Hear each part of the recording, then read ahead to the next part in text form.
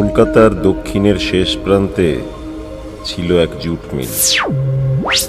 কিছু ভৌতিক ঘটনার জন্য বন্ধ করে দেওয়া হয় সেই জায়গা। একদিন 3টি ছেলে সেই বাড়ির রহস্য জানতে সেখানে যায়। পেয়ে গেছি লোকেশন, আমরা যাচ্ছি একটা রোমাঞ্চকর সফরে সেই ভুতুরে বাড়িতে। তারা জানতো না তাদের এই কৌতূহলই তাদের এক ভয়ঙ্কর অভিজ্ঞতার দিকে টেনে নিয়ে যায়।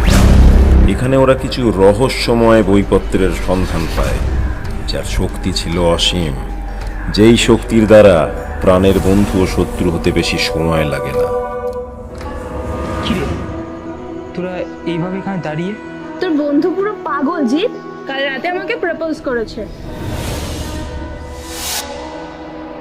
তোর বন্ধু পুরো পাগল জিৎ। ওই বাড়িতে থাকা বইগুলো থেকে একটা আলাদা আলাদা ডাক আছে।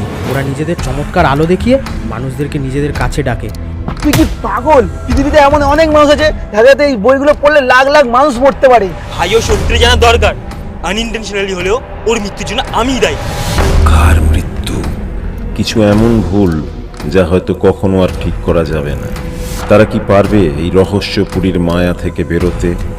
এই বইগুলো শুধু পড়ার নয়, বইগুলো তোমায় নিয়ে যাবে এক অন্য জগতে। আরে তোরা বোঝার চেষ্টা কর, আমাদের এখানে ফাঁদে ফেলা হয়েছে। সব এই বাড়ির মায়ার কামাল, আর ওই বইগুলো কখনো আমাদের পিছু ছাড়বে না। চল এখান থেকে পালা, আর ভুল করো কেউ পিছন ফিরে তাকাবি না।